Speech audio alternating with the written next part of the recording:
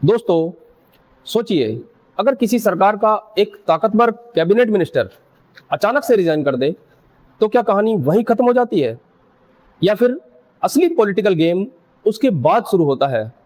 क्या यह सिर्फ एजुकेशन सिस्टम का मुद्दा था या इसके पीछे भी कई बड़े पॉलिटिकल कैलकुलेशन चल रहे थे? आज की वीडियो में हम किसी एक नैरेटिव को आगे बढ़ाने की कोशिश नहीं करेंगे, बल्कि इस पूरे मामले को पॉलिटिकल, स्ट्रेटेजिक और डेमोक्रेटिक नजरिए से समझेंगे। इसलिए वीडियो को आखिर तक जरूर देखिए, क्योंकि अंत में मैं आपसे एक ऐसा सवाल पूछूंगा जो 2029 की पॉलिटिक्स तक को प्रभावित कर सकता है। दोस्तों, धर्मेंद्र प्रधान के रेजिग्नेशन ने भारतीय राजनीति में एक बड़ा टर्निंग पॉइंट ला दिया है।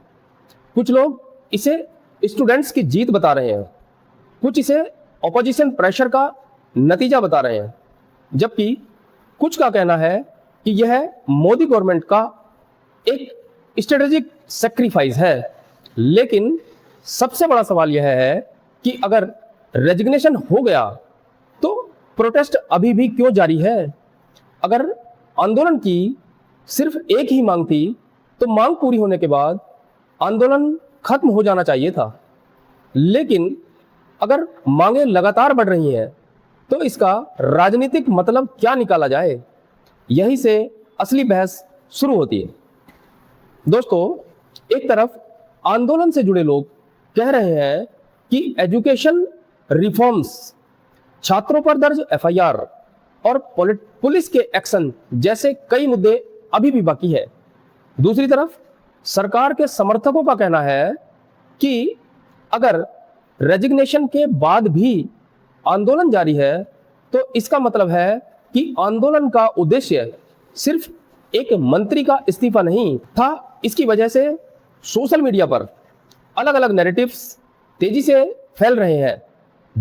कोई इसे डेमोक्रेसी की विक्ट्री बता रहा है तो कोई इसे प्रेशर पॉलिटिक्स का उदाहरण कहकर बता रहा है।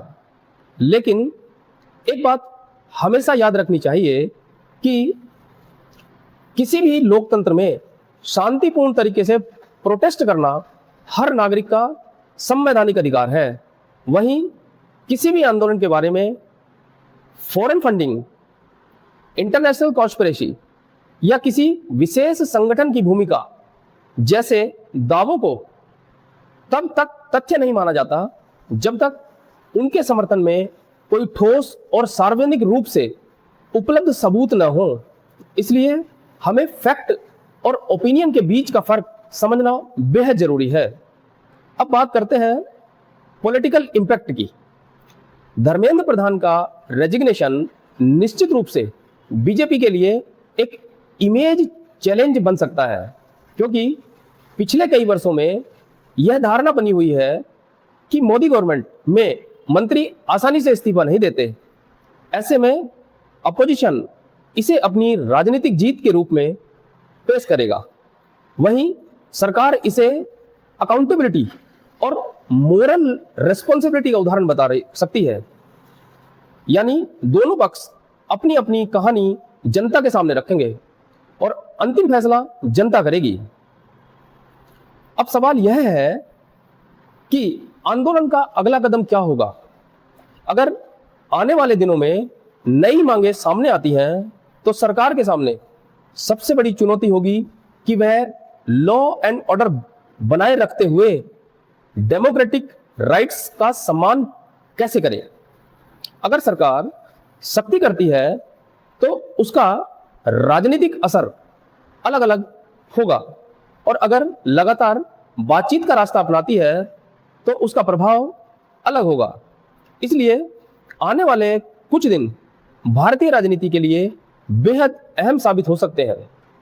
अगर हम भारत के राजनीतिक इतिहास को देखें तो कई ऐसे बड़े मास मूवमेंट हुए हैं जिन्होंने देश की राजनीति की दिशा बदल दी है, जैसे JP movement, Anna Hazare movement और फॉर्म्स प्रोटेस्ट जैसे उदाहरण बताते हैं कि बड़े जन आंदोलन कभी कभी चुनावी रणनीति को भी प्रभावित कर देते हैं।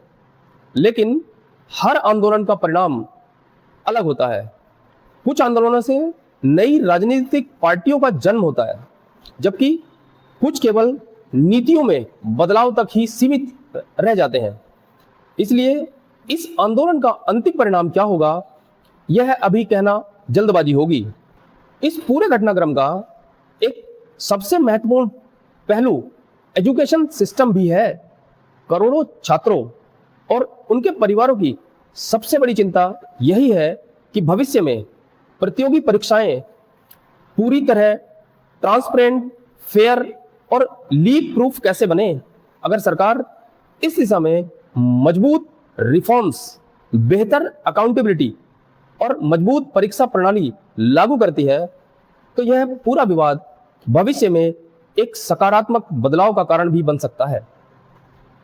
अब सबसे बड़ा सवाल आपसे, क्या आपके हिसाब से धर्मेंद्र प्रधान का रेजिग्नेशन इस आंदोलन का अंत है या सिर्फ एक राजनीतिक शुरुआत है? क्या अब आंदोलन खत्म हो जाना चाहिए या बाकी मांगों पर भी चर्चा जारी रहनी चाहिए? अपनी राय कमेंट सेक्शन में जरूर लिखिए।